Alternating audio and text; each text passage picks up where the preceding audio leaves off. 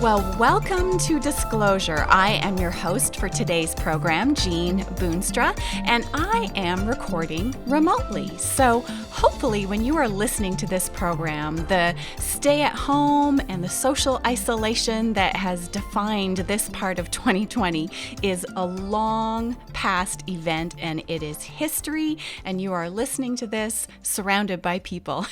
But right now we are recording this program remotely, and so I am at my home, and Hareem is at his home, and he has us all set up, and Ruben is at his home and has us all set up, and we are going to be connecting with some very special guests in just a moment. Well, today's program, we are going to talk about forgiveness. Forgiveness, something that we all would like to have as a part of our life, I believe. And sometimes I think we struggle to understand forgiveness or to find forgiveness in our hearts for others. And we're going to talk about that today. Forgiveness is something that can really offer us hope when we are in situations that can feel hopeless or helpless. And as I talk to you today, this is a very interesting time that we're living in here in the spring of 2020. And I just pray that whatever situation you find yourself in as you're joining us today, that this encouragement and this topic of forgiveness really resonates with you, and that the Holy Spirit is able to provide you what you need through this conversation. Well, my guests today are very much acquainted with this topic of forgiveness in a personal way, and they are the Biggers, Daryl and Barbara. Welcome to the program. Thank you. Thank you. Well, you are joining us remotely as well from your home there in Walla Walla, Washington.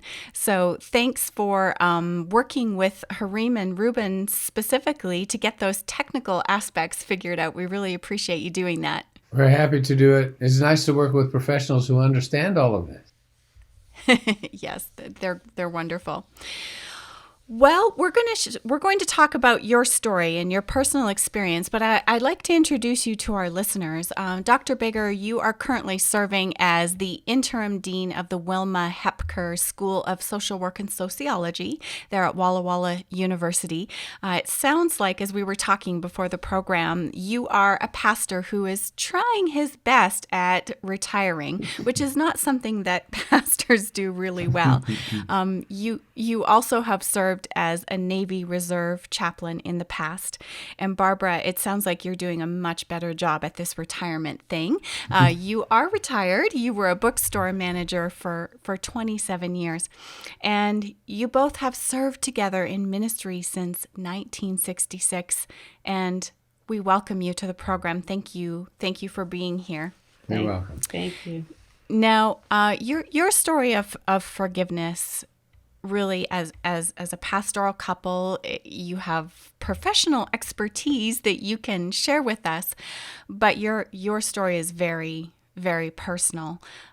You shared, and let me just show, if you're listening to our program, remember you can still watch what we're doing as well on our website at vop.com. So let me just show for those who are watching the book that I'm going to refer to that Dr. Bigger, you wrote a couple of years ago. It's called A Time to Forgive, One Family's Journey After the Murder of Their Daughter. And that's what we really want to talk about today, is your personal experience. Your oldest daughter, Shannon, was 25. She was living across the country from you there in Walla Walla. And she was just a couple of weeks away from moving closer to home. She'd accepted a new job. And then tragedy struck. Share with us your story and what happened. On a Monday morning, I was at work at the campus bookstore when we got a phone call, from our campus chaplain, saying that he had a personal matter of some urgency and he needed me to come to his office right then. Mm-hmm. And that just floored me. We had been away on Sunday. Daryl had done a wedding for some of Shannon's friends in Portland, Oregon. So I couldn't imagine what could have happened over the weekend that was so tragic. I went to his office and discovered that he didn't want to really discuss with me anything at that point because we were waiting for Daryl to come. And unbeknownst to me, Daryl was also invited to this meeting. I was just waiting in silence. Our chaplain had said, I just can't talk right now. So it was a very strange silence. When Daryl came, John Kress, who is our chaplain, came around his desk and said, I have the worst possible news I could share with you. And at that point, he said that Shannon had been killed, murdered in her apartment in Maryland. What a shock. I mean, it just absolutely overwhelmed us. And truly the worst possible news any parent would want to hear. Yeah. I just sort of stopped at the word killed and imagined actually a car accident. I thought the people in Maryland drove like crazy people because they would go through yellow lights. And I imagined an actual intersection because there was a 5-way street intersection where Shannon would drive to work every day. And I thought that there had been a pileup, and I wondered, how many other people had been involved and all of that kind of thing. The word murder didn't sink in for a few seconds, I'm sure, but it seemed like a long time.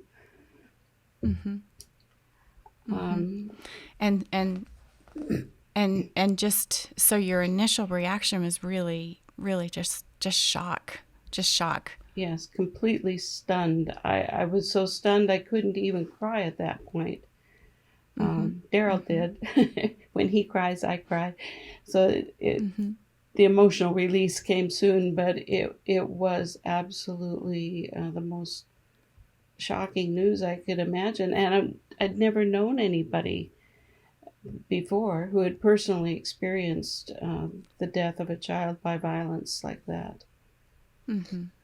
It was a shock for me as well. John Kress, the chaplain at that time, he and I had been part of the pastoral staff at the church before we both individually transitioned to work on the campus. I was excited about that summer. I was going to be filling in for the dean of the School of Theology, who was on an archaeological dig. I was packing things up in my office when he called me and said he needed to talk to me right away. And I said, well, I'm switching offices right now. Could I come and see you this afternoon? And he said, no, I need to talk to you right now. When I walked into his office, I didn't realize Barbara would be there. And I guess I was more... I believed what he said more quickly than you, and it stunned me, and I immediately fell to pieces. He then asked if we would like to talk to the policeman, and I agreed, and their descriptions of where she lived and what her apartment was like and where they found her was so specific that there was no way to deny what had happened. It was so the reality of it just started to sink in. Yeah. I'm imagining the processes that must have happened so that your chaplain and someone who was a colleague and someone that you fellowshipped with and worshiped with was the individual who was able to share that terrible news with you. They must have taken some steps to contact him, of course, so that someone you knew and trusted could share the news with you. That is true. Everybody involved was very, very thoughtful about it. The police back in Maryland contacted police here in Walla Walla, actually College Place, I think, where the school is located. And they, in turn, contacted pastors, and we learned not too long ago that actually none of them, of course, wanted to be the ones to share this with us, but John volunteered. And bless him for doing that, because Yes. he was so kind about it, and he couldn't have done any better, is the way I think of it. He's extremely empathetic, and he'd known Shannon since she was, a young girl. So, hearing that horrible news from someone that you had a relationship with, the kindness of that that detail that the police officers placed, that's significant. So the shock of it hit you. Daryl, you said you responded emotionally sooner than you did, Barbara. After that initial shock, were your reactions different from each other, continuing as that day progressed?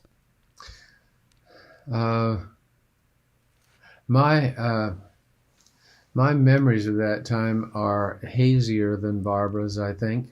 We ended up later recognizing and being very grateful that the community here had prepared to be helpful to us. They had arranged for another pastor, Henning Gouldhammer, to kind of chauffeur us, get us from work to home. There are others who came to spend time with us afterward, answering the door and the telephone and taking notes of the people who were contacting us and so forth. It was an absolutely overwhelming time for us. Well, and you both heard the news, and we're going to have to take a break here in just a minute. But of course, you were not the only members of the family that had to grieve this terrible news. Shannon had a sister, Hillary. You had also a daughter living with you, Rosemary, and of course, Barbara. It was interesting for me to read in the book that your parents had recently relocated to Walla Walla. And so they then had to process this news as well. And each of us responds differently in the face of such traumatic news. And after we come back from the break, I want to hear a little bit more about how the other members of the family responded to this news, and how you then, Daryl and Barbara, transitioned from that shock to the next steps of understanding this information and the terrible tragedy of your daughter being murdered. And we'll be right back with Disclosure right after this short break. Retirement planning can be stressful, but it doesn't have to be. Call the friendly people at the Voice of Prophecy and learn about all your options based on your specific needs. Just give us a call at 1-800-348-5993. Well, welcome back to Disclosure. I'm Jean Boonstra, and my guests today are Daryl and Barbara Bigger, who are sharing the story of the tragic loss of their daughter back in 1996, when she was murdered as she was living away from home and across the country from her family, and just the impact that hearing that news and processing that trauma had on the Bigger family. Well, Daryl and Barbara, we talked for just a couple of minutes before the break about what that was like to hear that terrible news, and how your community there in Walla Walla really worked to share that with you in the most loving way that they possibly could. Shannon's sister Hillary and Rosemary, how did they respond to this terrible news? Well, Hillary was home when we got the news, and was surprised that actually some of the administrators from this college had come to the house asking if we were home. She invited them in, and they declined because we weren't home yet, and she didn't know what had happened. But as soon as we got home, of course, we shared that news with her. I remember it as her being just almost turning ashen, I guess. Her face just was in utter disbelief. And she turned around and went to her room. She had a hard time processing that at first. Shannon and Hillary were very, very different kids. And they didn't always get along real well. So there were times in her life when I remember her saying, "I wish I was an only child." And suddenly she was. But not the way she wanted to be at all. It was very, very difficult for her for a long time. And it affected her whole life. She was starting summer school, actually, the day we found out, and that got put on hold. It was a tough time. She's 3 years younger than Shannon, so she was just finishing up her undergraduate degree. Rosemary, who was our foster daughter from the island of Yap in Micronesia, had been living with us for a couple of years, and she had gotten acquainted with Shannon when Shannon was a student missionary on Yap and taught grade 1 over there. Rosemary had a very difficult childhood because her mother had been murdered by her father when Rosemary was only about 6 years old. So here she is now facing this trauma again, and it was hard for her. She still had, even though she had become a Christian and a Seventh-day Adventist Christian, the old customs of Yap were still a little bit with her. They believed in people being spirits, and she said, I'm so afraid that I'm going to see her walking in the door, and she didn't want to sleep alone at night. So it was hard. Barbara's folks, who we notified on our way home, had just moved to this valley. And they not only were shocked as we were, but since Barbara was an only child, this was their family. And for the next several months, we saw them suffer in ways that in some respects was more difficult than what we were going through, because they both experienced the sadness and were observers of the sadness all at the same time, whereas we were simply consumed with being in the middle of that story. Sure. Yeah, watching your children grieve like they did and not being able to fix it was very, very tough for them. And I'm sure it was for Daryl's parents too, who were in Southern Oregon. But they weren't in the middle of it as quickly as my folks were. It did ripple out to extended family members as well, who lived around the country, and made them feel much more vulnerable and unsafe. And they had their own process of sadness and grief to go through.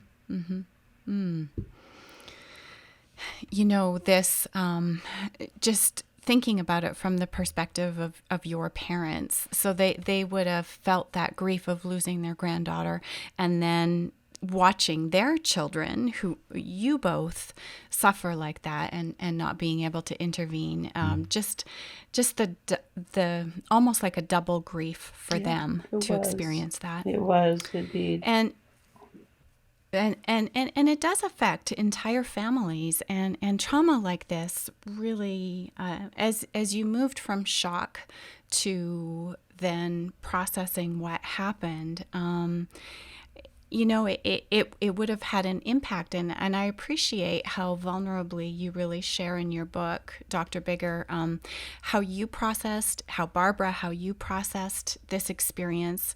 And one thing that you shared is a statistic that happens to couples who lose a child through violence, and that's that 80% of couples divorce because of this experience, the difficulty of this experience.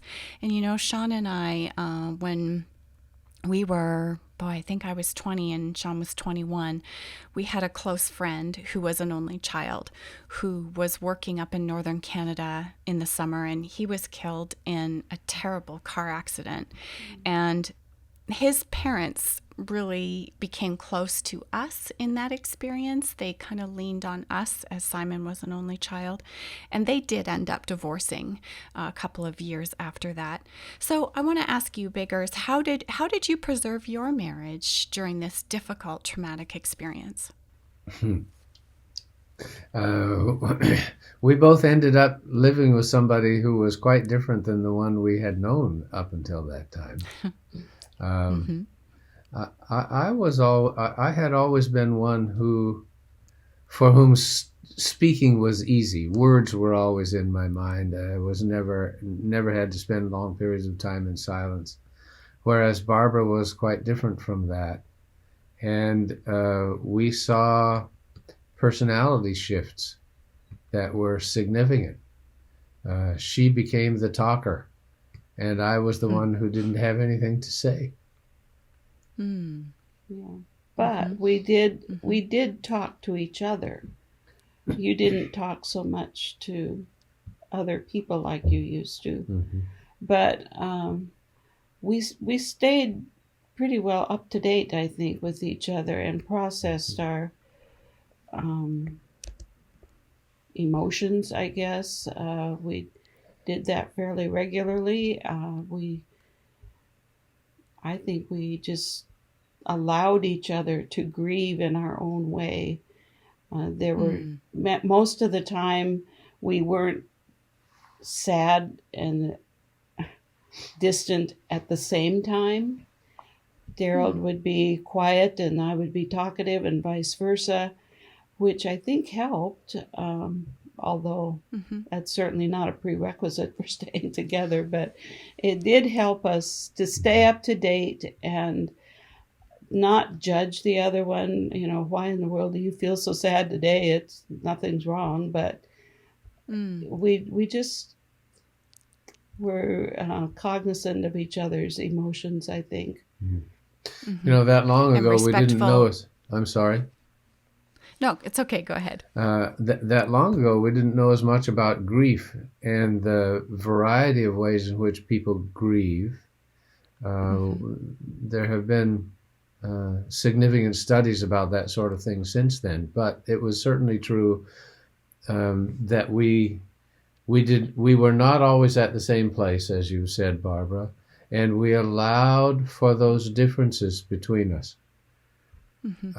And that was true with us and Hillary and Rosemary as well. Yes. Everybody was kind of on their own journey, and yet we tried to be aware of and tolerant about what one another was experiencing at any given time. So just being aware of and respectful of the differences and how you were processing your emotions. Yeah. That's really good counsel, I think, for maybe someone who's listening who is grieving right now, that others in their household, in their families, just to experience things in their own unique way. We have our own path. Yeah. And that both opens you to be, your word respectful is a very good one. Respectful and tolerant of one another, as well as giving you permission to experience what you are without trying to live up to the expectations or experiences of others. That's good. Okay.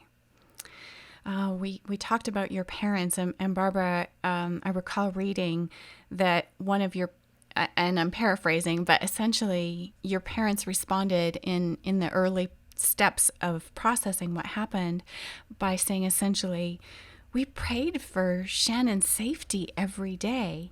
So kind of that initial response of, where was God when this terrible thing happened? And I think that's a response that many of us have in the face of tragedy. Where was God? How do we begin to answer that? Or how did you begin to answer that question? Well, it was not easy. I had that question myself. And actually, one of Shannon's pastors back in Silver Spring, Maryland, had a homily they did a memorial service for her in her church back there.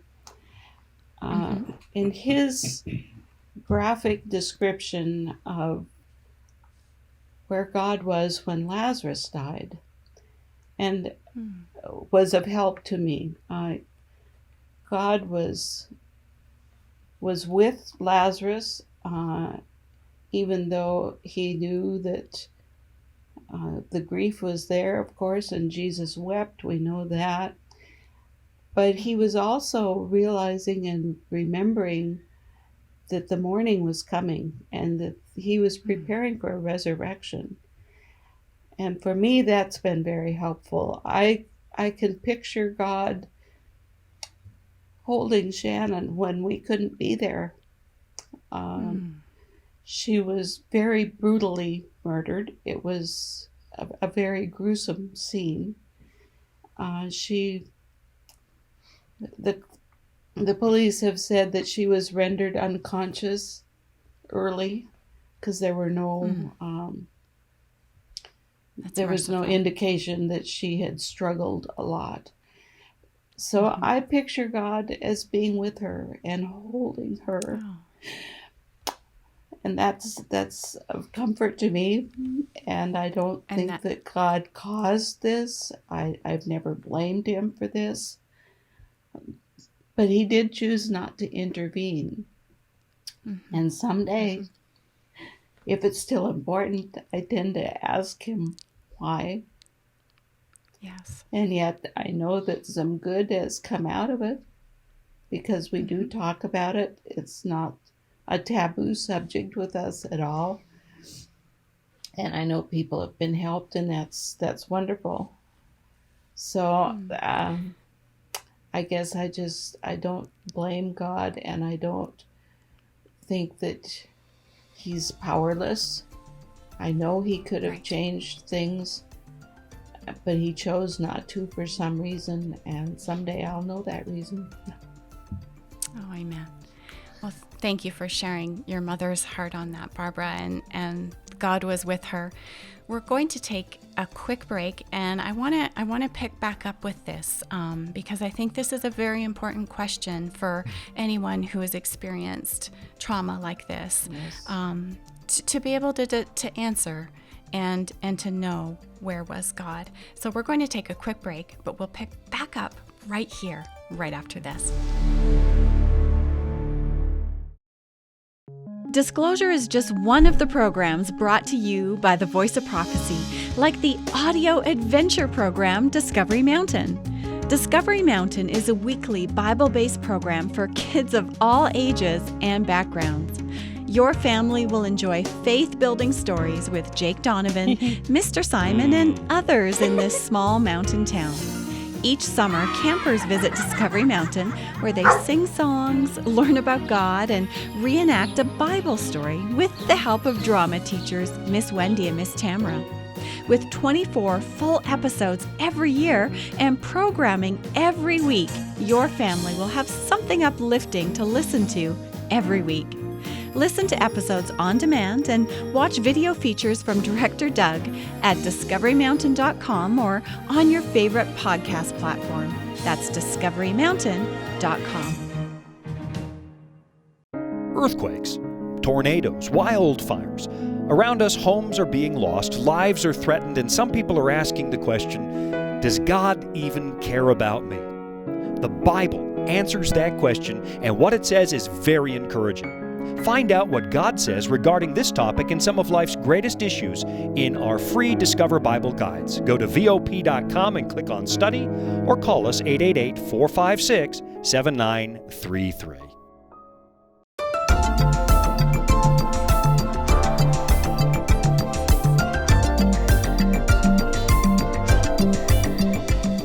Welcome back to Disclosure. I'm your host for today's program, Jean Boonstra, and I've been talking to Daryl and Barbara Bigger about the topic of forgiveness, something that's very, very personal and very real in their lives as they experience the terrible loss of their oldest daughter, Shannon, when she was murdered at just the young age of 25. And before the break, we were talking about a question that I think many of us ask in the face of tragedy, which is, where was God? And Barbara, thank you for sharing your thoughts on that and your reminder of the story of Lazarus in Scripture, where Jesus was there, and he was there, and he wept at the loss of Lazarus. Dr. Bigger, how did you respond to this question in response to your daughter being married? Being murdered, I'm sorry. Yeah. I was grateful for a Christian background and the years we had spent helping other people, nurturing them through the difficulties and challenges of their lives. I think that was a useful anticipatory way to think through some of these questions theoretically. But in spite of all of that, it felt quite different when it happened to us. I think what it did to me was to face me with the realities of this world. This is not a safe, gentle, loving place. And part of that dawned on me when a rabbi friend, another Navy chaplain, expressed his condolences to us. Mm-hmm. And I thought to myself, who am I to feel like I need some kind of special treatment when he has thousands of relatives who were massacred during the Holocaust? Yeah. Why should I be different when thousands of other people suffer every day? Sort of who do I think I am? And I spent a good deal of time remembering Psalms, which express the laments and sadness, the feelings of abandonment by God, and an openness to thinking about and experiencing those feelings was, in a sort of paradoxical way, helpful to me, to realize that God wasn't doing this because of who I was, but this is the way the world is. We ought to expect this kind of thing. Mm-hmm. And secondly, that's an important difference, isn't it? I'm sorry? Mm-hmm. That's a very important distinction, isn't it? Yes, absolutely. We get so self-absorbed at times that when something goes wrong in our lives, our first assumption is that we're being punished or neglected or persecuted for some reason. Sure. And it's the predominance in the world, not the exception. Mm-hmm. The second thing that was helpful to me was to recognize that God is so often there when we're not aware of it. That the incarnated Jesus joins us in our misery. He doesn't isolate himself from us. That he immerses himself in our pain and suffering. And that unique perspective of Christianity solidified my commitment to God. Mm-hmm. That he is with us. He is with us through all of these experiences. It did create what for me is an ongoing challenge in my own Christian experience. And that is that once you admit that the predominant way in which the world functions is to suffer and die, and that God's miraculous interventions are exceptional, not ordinary, when you admit all of that, it very easily leads to what theologians call deism, the view that while God exists, he really isn't involved in day-to-day activities. That he sort of started things off and then lets them take their natural course. And pulling myself back from that is a continual tug. Well, I don't want to get too deep, but on the one hand, I'm frustrated, and we have been frustrated, I think, by people whose view of life is so simplistic that God is involved in every little incidental experience in life.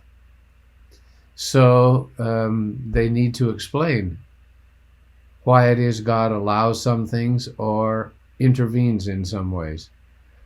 The opposite of that is that God doesn't intervene at all.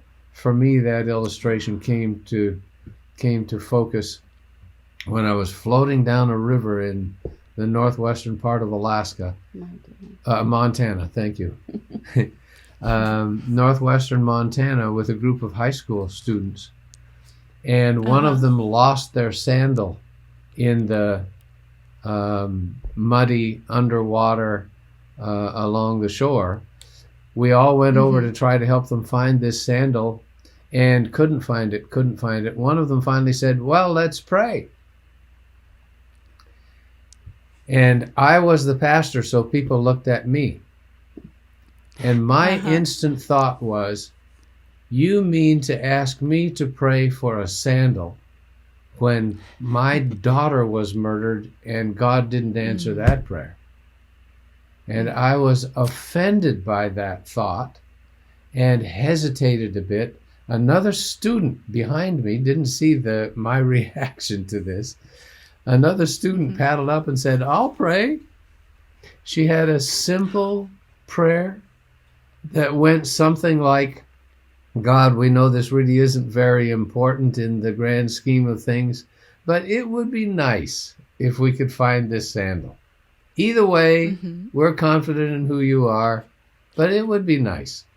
And I do not exaggerate when I say that at the instant she said amen, that sandal popped up and floated right in front of her inner tube. Wow. And for me, to have the other adult in that group look at me at the shock on my face when that sandal popped up, and that adult say to me, "You didn't believe, did you?" That was a life-changing event for me. That I need to save space for God to do extraordinary things and choose to believe him even when he doesn't intervene. That's powerful, and such a visual reminder for you of that experience of faith. God has been very good to us. And I hear that. I hear that in how you share how you processed this tragedy. So the Shannon's murder, as you started to describe, Barbara, it was very violent, and the individual was apprehended. His name is Anthony. Describe for us now the forgiveness part of this journey. How did you move from the shock and the grief to a place where you could forgive? And Dr. Bigger, you describe really a breakthrough moment that you had in that process. Actually, I think my forgiveness came very early and quickly. I can't take any credit for that. God I'm sure, gave that gift to me. I was very angry at Satan because of him. All of this happened. Right. Anthony came from very terrible circumstances. That doesn't excuse what he did, and he knows that he did wrong. At least that was the indication during his hearing and sentencing. He pled guilty to doing this. So I don't excuse him in any way, but I was able to forgive him, and it was purely a gift from God. I can't describe it in any other way. Darrell, on the other hand, had quite a different experience. Yeah, I think Barbara tends to be a more naturally forgiving person than I. And in the last several years, I've gotten much better acquainted with the literature about forgiveness, which in the last 15 or 20 years has become much more predominant in society. And there are people for whom forgiveness is just easier than it is others. I tend to be a person who naturally holds grudges and is cynical and untrusting. So for me, it was more difficult. And that difficulty was intensified when, after pleading guilty and accepting his sentences as part of a plea bargain, Anthony then filed an appeal. And then a series of appeals, wanting to change his plea to not guilty, wanting to have his sentences reduced. At that point, my grief, which had been overwhelming, turned to resentment and rage. I was furious at him, who had slaughtered our daughter, now wanted to get out of paying the consequences, which he had agreed to, for goodness sakes. Sure. I was just livid. Sure. And for several weeks, I tried to deal with those internal raging emotions, and I was unsuccessful at it. I could tell a long story about all of that and how I, as the pastor, the stress management teacher, I should have known how to deal with those things, but they didn't help. I went to church one Sabbath morning, and John Cress. Go ahead. Yes. And I'm sorry, I'm going to have to interrupt you because we have to take a short break. Okay. But I want to come back to this because you described something very, very crucial here. I think is you knew technically in your role as a pastor and a chaplain and a stress management teacher how this was supposed to happen, but the personal breakthrough happened in a different way. And so we're going to take this short break, and we'll be right back to hear the rest of this important part of the story. Stay with us.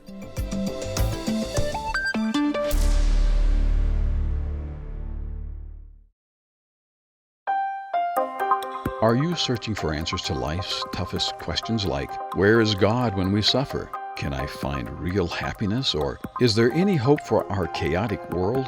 The Discover Bible Guides will help you find the answers you're looking for. Visit us at BibleStudies.com or give us a call at 888-456-7933 for your free Discover Bible Guides. Study online on our secure website or have the free guides mailed right to your home. There is never a cost or obligation. The Discover Bible Guides are our free gift to you. Find answers in guides like, Does my life really matter to God? And A Second Chance at Life. You'll find answers to the things that matter most to you in each of the 26 Discover Bible Guides. Visit BibleStudies.com and begin your journey today to discover answers to life's deepest questions.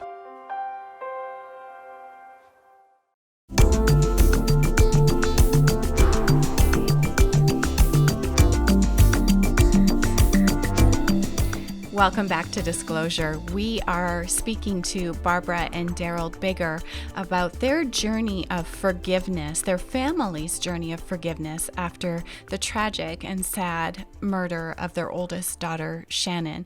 And Dr. Bigger, you were just sharing with us before the break what sort of the breakthrough moment for you was in forgiving Anthony. Forgiveness came earlier on. It came more easily for you, Barbara. But Dr. Bigger, share with us the moment you had that breakthrough. I was in church near the anniversary of Shannon's death, the first anniversary of her murder. And John Crest, the chaplain who had notified us of her death, was preaching that Sabbath morning, not knowing my struggle for the last several weeks, trying to deal with this internal resentment and rage toward Anthony. His text that morning was about how we as Christians ought to experience and share God's love with those around us. And from his text, I jumped to several other things Jesus had said about loving other people, and ended up remembering Jesus saying, love your enemies. Do good to those who hate you and despitefully use you. And that morning, that text just devastated me because I had tried and tried to do that, and I could not make it happen. I realized that that I needed rescue, not just from my irritation at little things that people might have done to frustrate me, but this was really who I was at the core of myself, an angry, resentful, destructive human being. And I thought of myself that morning as spiritually bankrupt, somebody who needed God's grace in as profound a way as Anthony needed it in his prison cell in Maryland. And that connection between myself and the man who had slaughtered Shannon was humiliating to me. I had never felt so far from God as I did at that moment. And it wasn't but just a very short time while I was sitting there in the pew that morning that I remembered another text from Romans chapter 5. Paul said, while we were still sinners, Christ died for us. Very seldom would somebody die for somebody else, but if it was a really good person, maybe somebody might be willing to die. But God showed his love for us in that while we were still sinners, Christ died for us. And I realized at that moment that it wasn't just Daryl who was upset at a playmate taking a toy away from him in school, or at a slow driver who was delaying him on the road. It was Daryl's, the angry, internally distressed, destructive sinner that Jesus died for. And he loved me when I hated myself. And at that moment, all the symptoms of my rage were gone. The tight stomach, the clenched jaw, the tense fists, it was all gone. And I was relaxed for the first time in weeks. And for me, that was a miracle that showed me that in those extreme traumatic circumstances, forgiveness is not a goal I set for myself. It is a gift that God gives me. And that happened all in the course of that message that your friend, your colleague, the pastor was sharing. God was able just to create that breakthrough for you. Yeah. Well, that verse that you shared is one of my favorites as well. That's Romans 5. I think 6-8 is what you were referencing, and I love those verses. They're powerful, and I'm thinking of those who might be listening to us right now who I pray haven't suffered the same traumatic experience that you, Barbara and Daryl, have experienced, but have had something in their life themselves that they are struggling. Perhaps they're in the state of shock. Perhaps they're in the state of despair and depression. Perhaps they are feeling rage and anger as you did, and they want that forgiveness. I pray that the words you just shared would be an inspiration to you listening, that this forgiveness is not something you have to strive for, but it's a gift. It's a gift. And I encourage you to look up those verses in Romans and the words that Paul recorded for us, because they're powerful, that forgiveness is something that can take us out of that feeling of helplessness and hopelessness. Something else you talked about and shared in your book that I found personally very insightful, Dr. Bigger, was you talked about how in this grief journey you were able to be very open and vulnerable with God, and you actually voiced some of your complaints and your concerns, and you just shared those vulnerably with God. Share with us, is it okay for us to talk to God like that and to voice our complaints to Him? All kinds of biblical examples of that. I just devotionally finished reading through the book of Lamentations again. A book that is devoted to describing the failures and difficulties, the challenges we face in life. I love some of the Psalms because of that. David, who is described as the man after God's own heart, confronts God vigorously. Where are you? Why have you deserted me? How long are you going to leave me here sobbing on my couch? Why do you let my enemies prosper and I have to suffer? Those examples point out a reality that the forgiveness psychological literature is underscoring now, and that is that in order to move toward forgiveness, we have to come to grips with what happened. We have to face our reality. And in facing that, it becomes less terrifying and doesn't capture us in the way that trying to avoid it does. So absolutely, I think facing reality is good Christian practice and psychologically sound. So expressing things, expressing how we feel is allowing that process of us being able to face that reality with God. Yep. Yeah. And the second thing it does is that when we realize how desperate our own situation is and our inability to shape and change that as we would like, it sends us to God as our ultimate solution. It's not simply a matter of covering up symptoms. It's a matter of needing to change who I and who those around me are at the core of ourselves. Abraham Lincoln is quoted as saying, "I've been driven many times to my knees by the overwhelming reality that there's nowhere else to go." So facing the desperate situation in which we find ourselves opens us up, raises our awareness of our need for God at those times. Okay. So it's a healing. It's a positive experience to go through that. So some time has passed now since you lost Shannon. It's been about almost 24 years now, I guess. Yes. So I wanted to just, as we close in these last few minutes, just to talk to you both and say, what has changed over that process of time? You mentioned that Anthony tried to appeal his sentence.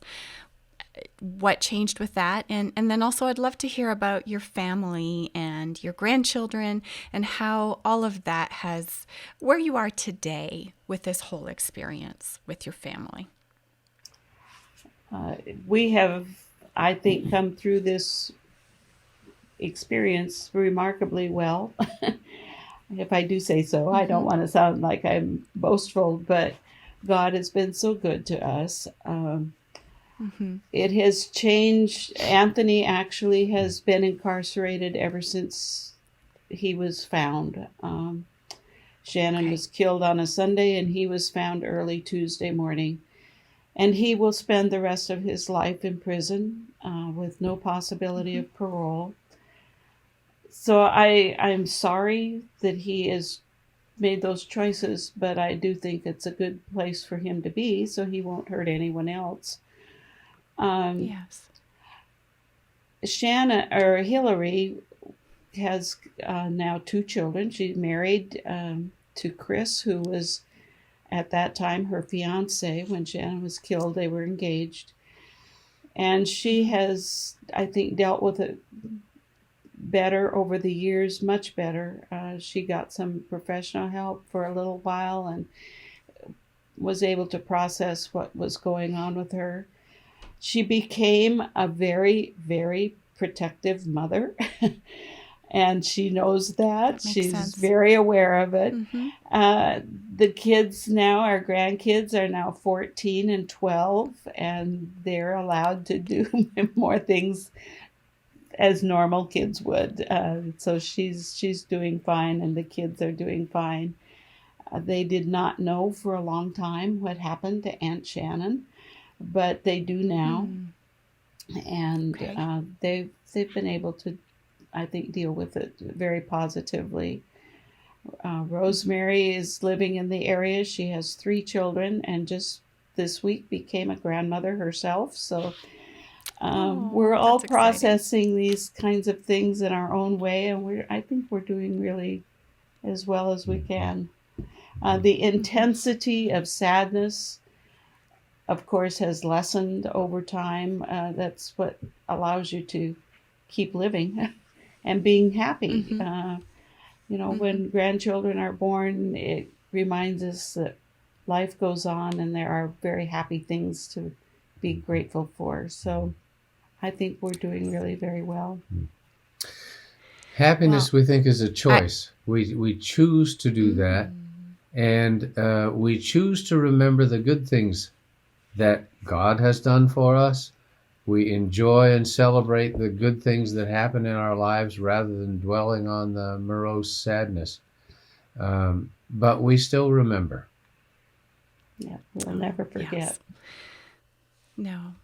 Well, I want to thank you both for sharing with us today and for being vulnerable in your experiences. And yes, I would agree. I think hearing you share and that emotion is still real, but hearing that your family is thriving together and that the 2 of you have come through this together, that offers encouragement.